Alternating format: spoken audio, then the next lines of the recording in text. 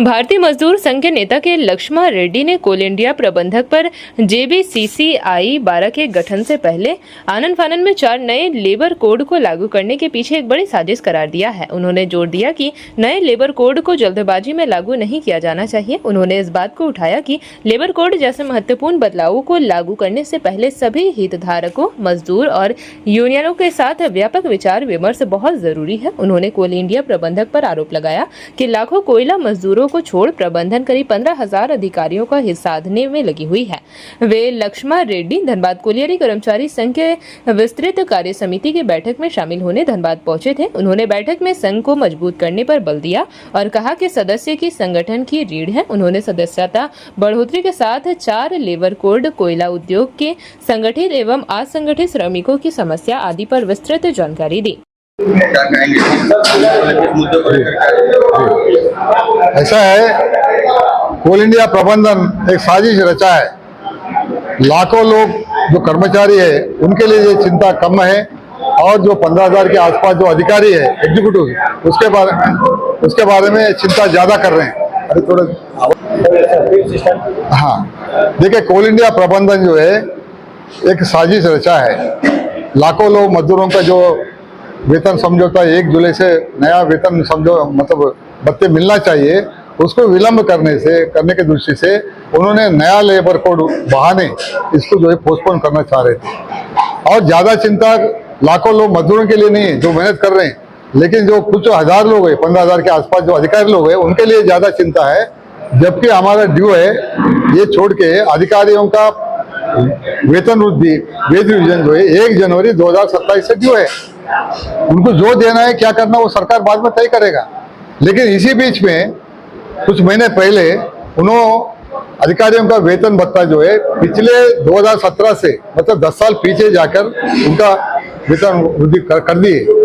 अब कितने हजार करोड़ जो है कंपनी के ऊपर बोझ पड़ेगा वो नहीं बता रहे। हमने मोटा जो है 3 साल का एरिया जो देने का तय किए, 3 साल के लिए 3,500 करोड़ रुपए देना पड़ेगा कंपनी को, केवल अधिकारियों के वेतन भत्तों को लेकर ये ले रहे हैं। फिर आने वाले फिर मिलेगा 8वां वेतन समझौता आने के बाद, पे कमीशन रिपोर्ट आने के बाद उनका फोर्थ PRC होगा। उसका अर्थ फिर ये करने की क्या आवश्यकता है? ये बड़ा घोटाला है। मैं ये मांग कर रहा हूँ कि केंद्र सरकार इसके बारे में जांच करवानी चाहिए। कौन है इसके लिए जिम्मेदार? कंपनी को जो डुबा रहे हैं। और हम जो मांग कर रहे हैं तो अभी तक चिट्ठी नहीं लिखे, प्रबंधन ने मिनिस्ट्री को चिट्ठी नहीं लिखे JBCC गठन के लिए। अभी 5 तारीख को जो अपेक्स मीटिंग हुई उसमें हमने यही मुद्दा उठाए, लेबर कोड कैसे लागू करना, लागू होगा नहीं होगा, कोल इंडिया जैसे बड़ा कंपनी के लिए उसमें कोई है ही नहीं। तो हम बात कर रहे हैं संशोधन के लिए। लेबर मिनिस्टर से हमारा केंद्र भी प्रयास कर रहा है, क्या होगा बात की बात है। कोड बाजू में रखिए, पहला JBCC के बारे में तुरंत चिट्ठी लिखिए लेबर मिनिस्ट्री को, वो ये चलने दो, कोड का जो बाद में क्या करना वो करेंगे बोल के हमने बोला है। वो अपेक्स मीटिंग स्थगित हो गए, फिर अगले मीटिंग में हम वार्ता करेंगे बोल के उन्होंने टाल दिए।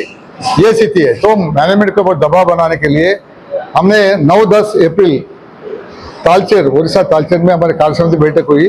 वहाँ JBCC को लेकर गंभीर चर्चा करके जब तक हम जैसा पिछली बार किए प्रबंधन और सरकार के ऊपर दबाव नहीं लाएंगे ऊपर करेंगे नहीं। तो इसलिए दबाव बनाने के लिए आंदोलन करना के शुरू कर दिए। प्रथम चरण हो चुका है। दूसरे चरण में अभी 25 तारीख से 30 तारीख तक पूरा कोल इंडिया सिंगरेणी सभी जगह जो है हम धरना प्रदर्शन करने वाले हैं। ये अब देखिए शुरुआत है। ये पहला मजदूरों को जागरूक करेंगे, ये मुद्दा है। अब लोग तैयार हो जाइए, जंग के लिए तैयार हो जाइए। अब धीरे धीरे जो है चरणों में इसको उद्धृत करेंगे आंदोलन। लेबर कोड देखिए, 4 लेबर कोड में BMS का मानना है 2 लेबर कोड बिल्कुल मजदूरों के हित में है। 4 में 4 खराब है, कोई भी नहीं बोल सकता है। लेकिन बाकी 2 कोड में कुछ मुद्दे हैं, उसको संशोधन करने की आवश्यकता है। जैसा IR कोड है, IR कोड में संशोधन करने की आवश्यकता है। वार्ता चल रहा है लेबर मिनिस्टर के साथ, तो प्रयास कर रहे हैं। अब कितना परिवर्तन करेंगे, संशोधन करेंगे, देखेंगे। JP भारत लाइव, भारत की बात JP के साथ। वीडियो को लाइक करें, शेयर करें और चैनल को सब्सक्राइब करें।